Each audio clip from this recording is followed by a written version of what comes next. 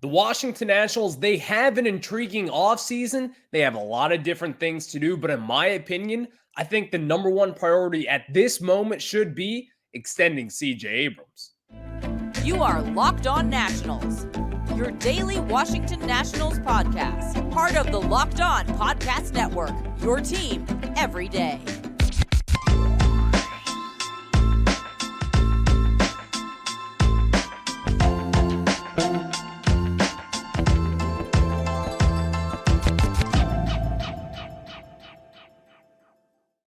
And thank you all for making Locked On Nationals your first listen every single day, as we are free and available wherever you get your podcast. I'm your host, Ryan Clary. You can catch me over on Twitter at RyanClary11 and as well as the show page at LO_Nationals. While you're at it, make sure to subscribe wherever you get your podcast. Just search Locked On Nationals, including on YouTube. Make sure to hit that subscriber button there. Later on in today's show, we're kind of getting a little update on free agency, as some of the starting pitchers that the Nationals may have been after have actually already signed, and in some cases, are going to some of our rivals here. So we're going to kind of discuss that and who's really left over for the Nationals to get to, but also kind of get into some of the two most intriguing prospects in the Nationals farm system. Not the best, not the most talented, but the two guys who are really intriguing in my mind. There's a lot of different things to talk about when it comes to Travis Sykora and as well as Daylen Lile. We're going to discuss those two guys and really kind of get into their ceilings as well as their floors and what could be happening over the next calendar year with those two guys. But let's start off with discussing CJ Abrams and why the Nationals should lock him up. But before we do that, today's episode is brought to you by FanDuel. Make every moment more right now. New customers get $150 in bonus bets with any winning $5 moneyline bet. That's $150 if your team wins. Visit FanDuel.com/lockedon to get started. So let's get started here with CJ Abrams. And listen, the Nationals, they have a lot of needs this offseason. And some people may think that it's crazy to even go out on this kind of olive branch at this moment and say, why would you extend CJ Abrams? Why is it now? Why is it not until he really proves himself? Well, I think the proving himself kind of conversation here, that could go two different sides in my opinion, because CJ Abrams, while the numbers, they may not be all that great, but considering this, a 22-year-old first-round pick, a top 10 pick, someone who was a very talented prospect with the San Diego Padres, came here to Washington, D.C. and was one of the marquee signings or one of the marquee prospects of that massive trade package when we sent over Josh Bell and Juan Soto. In my opinion, with this Nationals team and where we are right now, I don't necessarily see us going out there at this moment and really spending big and getting that Jason Worth kind of signing at this moment in time. Could they do it next offseason? Definitely. But I don't think it's going to be right here and right now. But as far as that goes, I think the Nationals, it would be beneficial to actually try to kick the tires on extending someone like CJ Abrams. And the reason why that is, we talk about these teams all the damn time. The teams like the Braves, who locked up Ozzie Albies after year one. They did it the same with Ronald Acuna. The San Diego Padres did this with Fernando Tatis. Everyone in baseball always looks at those deals and say, why did that player sign that contract? Why would they do that? And maybe in CJ Abrams' case, I don't know if the Nationals have been discussing this or not. No one really knows at this moment in time. We haven't heard anything about it. But I also think CJ Abrams, and really kind of where his numbers lie at this moment in time, you would have to think that he would consider signing extension here in D.C. Now, what are the Nationals going to have to prove? Or they're going to have to go out there and try to spend on someone else and really kind of say, hey, we want to build a contender here and we want you to be a main part of it. That could be a part of this case right here and right now. But as far as CJ Abrams goes, he does have something to win in this case, because a lot of the times the teams are really the ones who win these long-term deals. Look at the Braves with Acuna, the Padres with Fernando Tatis, all the different scenarios out there. Teams have done this, and most of the time the teams win this deal. That's not the case every single time, but still, you get the gist of it. Now with CJ Abrams, because again, it kind of goes back to our conversation here. There's really no one pressing for CJ Abrams' job at this moment in time. CJ Abrams is going to be the starting shortstop here for at least the next few years. At least. No one's going to be kind of coming up in the minors, at least at this moment in time. No one's going to be coming up in the minor leagues who's really going to be pressing to take that job. And plus, just kind of getting into the baseball side of this now rather than the business side. CJ Abrams and the jumps that he has made over the course of his last 2 seasons, it may not seem all that much on paper, but considering this, in 2022, he had a 324 slug when he was 21 years old. And as a 22-year-old in 2023, he had a 412 slug. You're already starting to see minimal growth in that aspect of it. Also, a huge stepping stone in CJ Abrams' development was when we all know in the middle of the summer, he got put in that leadoff spot. And ever since then, that's when he kind of just blossomed. That's when you saw the product of what CJ Abrams could be down the line. And I think if the Nationals, if they really wanted to go this route and if they were trying to convince themselves as to why they should extend CJ Abrams, you can talk about the numbers. You can talk about all the different things he has done over at shortstop, but also take a look at this guy's ceiling. Because not many people really expected this home run hitting shortstop with CJ Abrams. Kind of a lanky guy, not all too big, but still 18 home runs over the course of this season, only 118 strikeouts, walking 32 different times this season, having a 412 slug in 2023. You see the growth already after only hitting 2 home runs back in 2022. And again, this is not going to be something that I think a lot of people should be expecting down the line. But also, if you were to get 20, 25 home runs from your leadoff hitter, right then and there, that is something that's already in good place. Every bit of metric that you look at when it comes to CJ Abrams, he took a step up in 2023. And if you truly believed in your development department the way that I think the Nationals do believe in it, then I think the Nats, they'd probably be smart to get on this right here and right now. Because this is kind of the old saying that everyone else says. Everyone says it all the damn time. You learn from your mistakes. Back with the past with Trey Turner, you kind of already saw the prospect that he was. You saw what was coming down the line. We all believed in Trey Turner. Maybe even the numbers, if they weren't all the way there, you still saw the potential that he has. I see the same potential as we did with Trey Turner back in the day. To lock CJ Abrams up right here and right now, it wouldn't just be about winning down the line. It's just the smart organizational decision. Because the Nationals, they kind of went out of their comfort zone last year with Keibert Ruiz. They gave him a nice little extension, which was very team-friendly, by the way. If the Nats were to go this route again, and if they were to pick a player at this moment, it's not Mackenzie Gore, it's not Josiah Gray, it's CJ Abrams. And maybe they do kind of go down that pecking list order here. Maybe they do try to go after Mackenzie Gore, even though that'll never happen, considering he's a Scott Boras client. Maybe they go Josiah Gray. Maybe they go, I don't know, name that prospect, name someone who's up in the majors that they could actually extend. Who knows at this moment in time? But as far as the guys that are on this roster that are going to be competing for everyday spots, the guys that are going to be on this team and hopefully building this back into a contender, that's where I would look at. And building around a shortstop also just kind of knocks that domino down. And that's one of the more important positions to fill out in this rebuild. You have someone that you can trust, all the different tools that he possesses, the contact rate, the efficiency at the plate, stealing all the bases in the world. Again, if he's going to be the way that he was this year, he's definitely going to steal 60 bases come 2024. And this is just something that we're just getting started with CJ Abrams. Because again, 22 years old for the entirety of this season. Now jumping into age 23 season in 2024. What's the next step that he could be taking? Well, based on what he improved from 2022 to 2023, if you were to have that same clip of improvement and all those different numbers, the slugging numbers, the on-base percentage, all the different numbers that you want to look at, if you consider all those things, little tiny jumps, if he just makes another one in 2024, then the Nationals, they're kind of going to lose their leverage at this point. And the Nationals would be smart to actually move on from this and hopefully, just hopefully, try and extend CJ Abrams, because that is what smart baseball teams do. As far as like what a contract would look like for a CJ Abrams, I don't really know what this could look like, to be honest with you, because there's a lot of different things that would have to happen. You're going to be paying him for what he will be doing, not for what he is doing. So you have to take that in consideration here. But as what I would give him, is he going to accept this?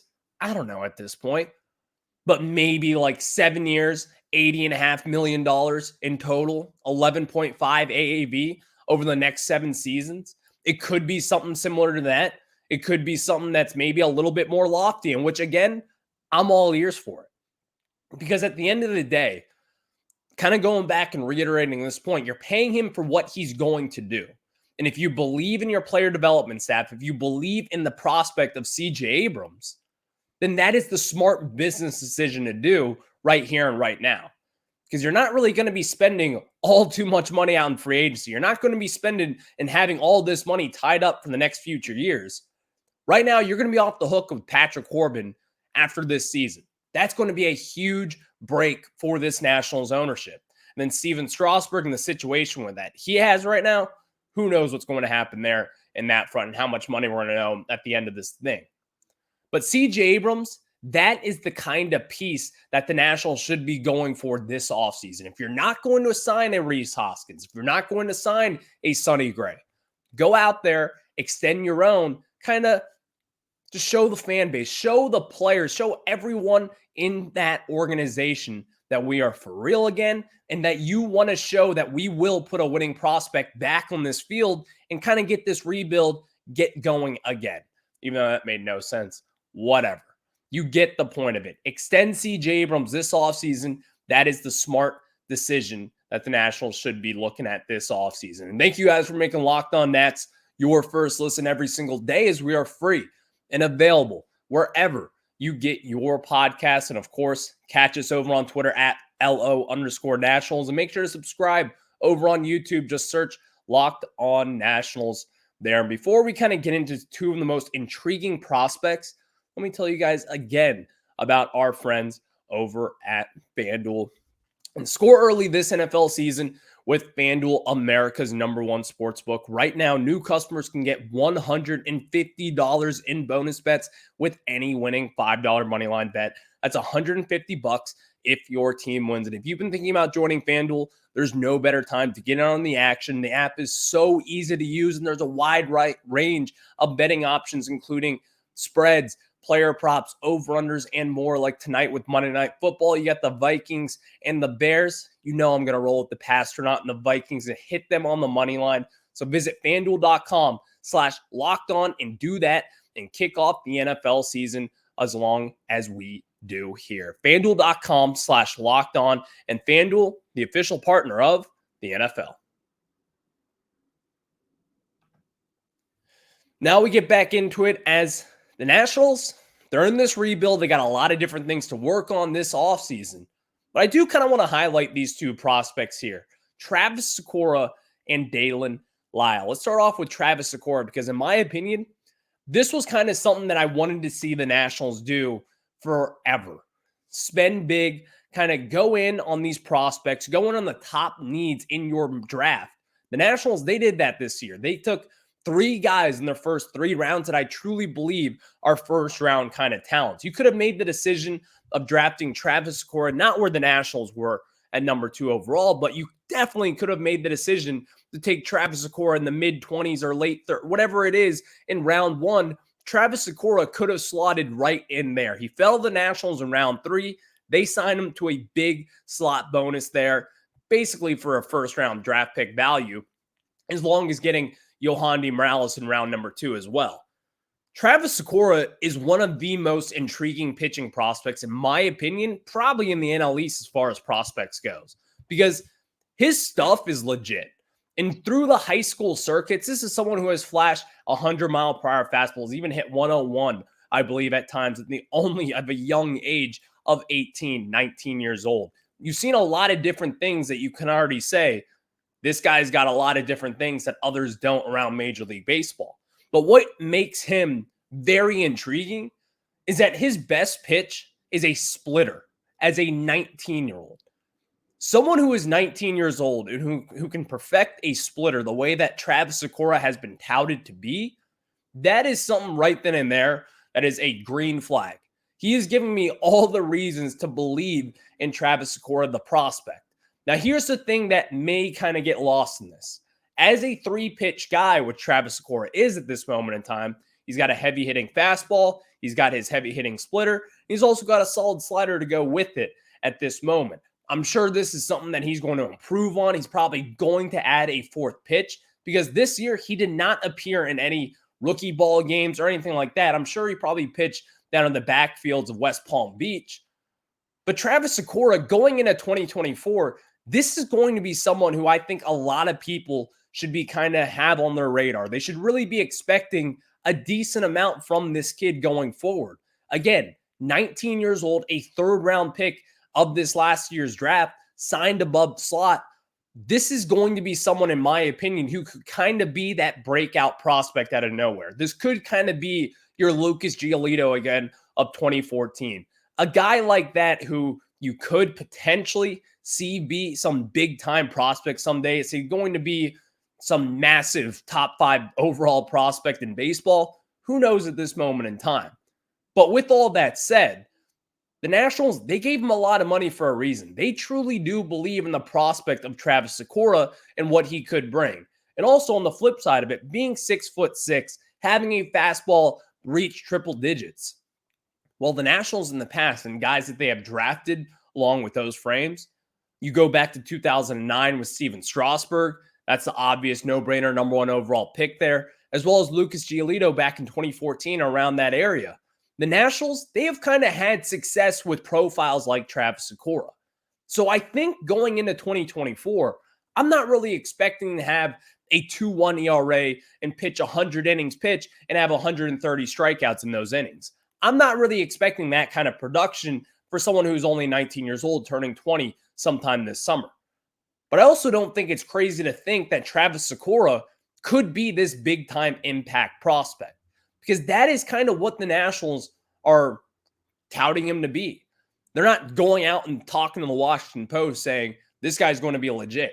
But you can tell by their actions. They gave him a lot of money in that 3rd round and really kind of said, we'll punt on the rest of the rounds. We're going to get our big 3 guys here with Travis Sykora, Yohandy Morales, and as well as Dylan Cruz at number 2 overall.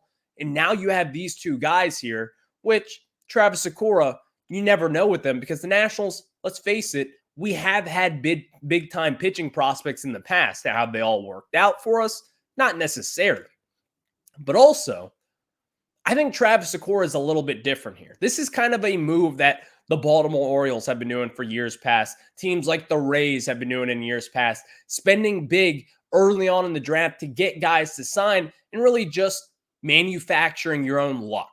That's what this is. That's what the Travis Sykora move was in this year's draft. This is someone who, again, could have easily been a back half 1st-round pick or have gone to college at the University of Texas and come back and would have been a 1st-round pick, maybe even a top draft prospect in a few years. But the Nationals, they got him in round 3 for a relatively good deal. And again, the prospect of Sykora and what he could bring to the table, his ceiling is very high.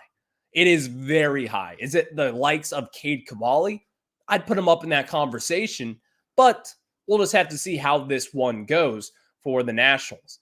And not even to mention Daylen Lile, 2nd-round pick out of 2021, Kentucky high school Gatorade Player of the Year back in that year as well. He was drafted in the 2nd round alongside Brady House, who was the 1st-round pick of that year's draft. Daylen Lile, while again in 2021 in rookie ball, wasn't all too impressive. Only played in 19 games. Kind of tough to really tell what he would be down at that point in time. Had Tommy John surgery, missed 2022, came back in 2023, ripped the cover off the baseball, killing the ball down in Fredericksburg, getting bumped up to high A Wilmington, and he was kind of one of the quickest risers of that draft class. He was kind of someone that the Nationals, he was a long-term project. Well, at this moment, this project seems to be panning out relatively well considering all things with Daylen Lile, appearing in 106 games this year across both low A Fredericksburg and high A Wilmington. He slashed 269 batting average wise, had a 355 OBP and a 452 slug. That was an 807 OPS. Also adding 9 home runs, 66 RBIs, and he also stole a few bases, having 23 stolen bases across those 106 games. Daylen Lile, and we've talked about him a lot. We're going to talk about him a lot, so let's get used to it at this moment. Daylen Lile, he kind of adds to this list of this deep profile as long as Nationals prospects goes. The outfielding prospects at this moment, that is kind of where the Nationals are rich.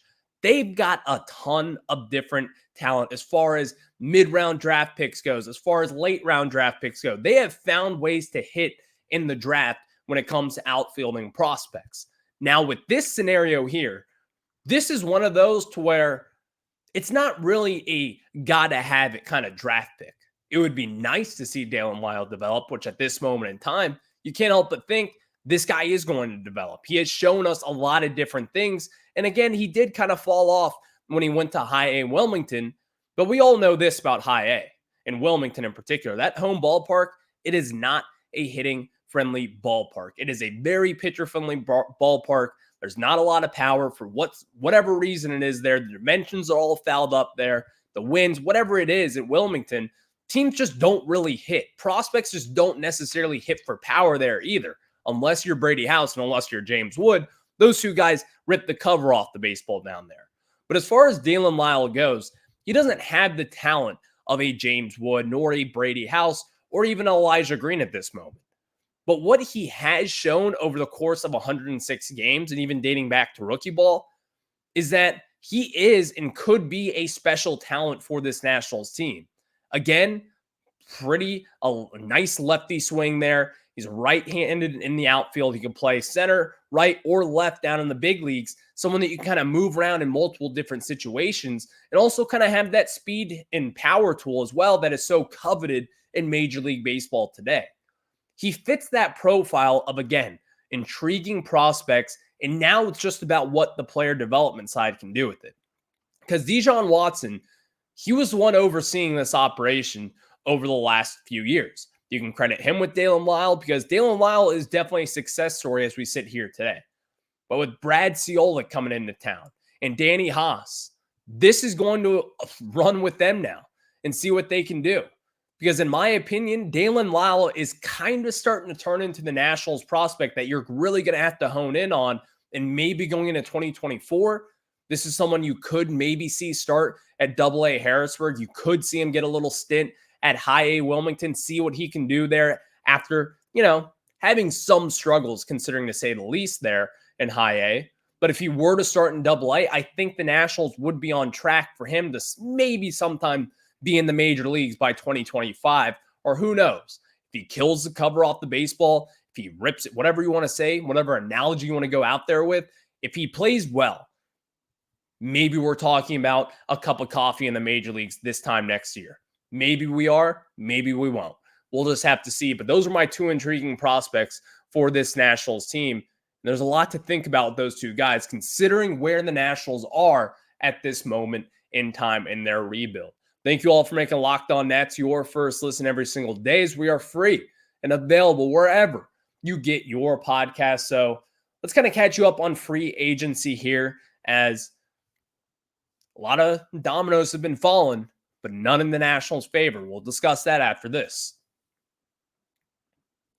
And thank you all for making Locked On Nats your first listen every single day, as we are free and available wherever you get your podcasts. And of course, let's get into some free agency talk, as we talked a lot about Lucas Giolito and Rhys Hoskins. Both those guys were named unsigned at this moment in time, but there are also some dominoes in some guys in that basket who the Nationals could have been after. They could have and should have probably been after: Kyle Gibson, Lance Lynn, and Sonny Gray. All three of those guys have signed with the St. Louis Cardinals. It's reported at this moment in time when I'm recorded that Sonny Gray is expected to sign with the St. Louis Cardinals. That is from John Heyman from New York Post, whatever you want to credit him for. What am I really expecting here? Am I expecting the Sonny Grays of the world? Not really. Am I expecting Kyle Gibson or Lance Lynn? Not necessarily. But I would have been in those kind of tiers. And you want to have guys like Kyle Gibson, which a lot of players in Baltimore have talked about. You want someone with a veteran mindset like a Kyle Gibson. He may not put up all the numbers out there. He may not be some stud who's going to be putting up major numbers, but still, his role in the clubhouse, that is what people talk about. When it comes to a young pitching staff, you need someone like Kyle Gibson or even a Lance Lynn to kind of settle down, know their role. You have a lot of different young guys in which the Nationals, as far as pitching goes, you have Mackenzie Gore. We kind of saw him have his little blow-ups every now and then with the Nationals this offseason. You saw Josiah Gray at one point this year kind of getting in Jacob Young's face, or not getting in his face, but kind of yelling at him and giving it to him when he dropped a fly ball that should have been caught.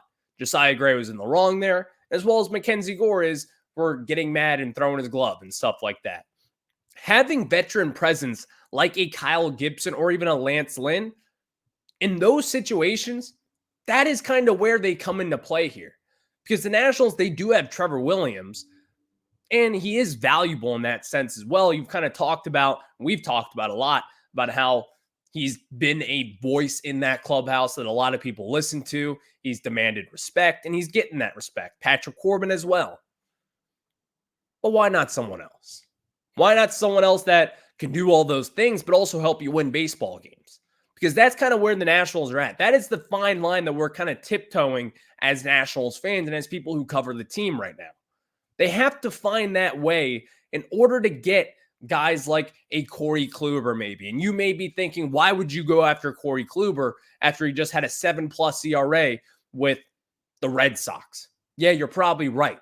He's not all that great, but still, he kind of fits that role of someone who won't be that expensive, will be getting a 1-year deal. Is he going to retire? I don't know at this moment in time. I truly don't. But Martin Perez, also someone who fits that role, and also someone like Lucas Giolito. But the thing that stands out with Kluber as well as Perez, postseason experience. Corey Kluber winning the 2 Cy Youngs with the Guardians back in the day, or Cleveland, whatever you want to call them, when they were the Indians, I guess.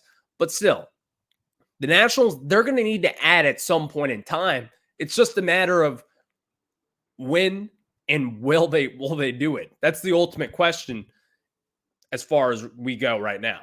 Thank you all for making Locked On Nationals your first listen every single day, as we are free and available wherever you get your podcast. And if you made it this far, make sure to subscribe over on YouTube. Just search Locked On Nationals, and wherever you get your podcast, that is where you will find us. So make sure to hit that subscriber button. And if you have made it this far, I'll catch you on the flip side. Have a good one.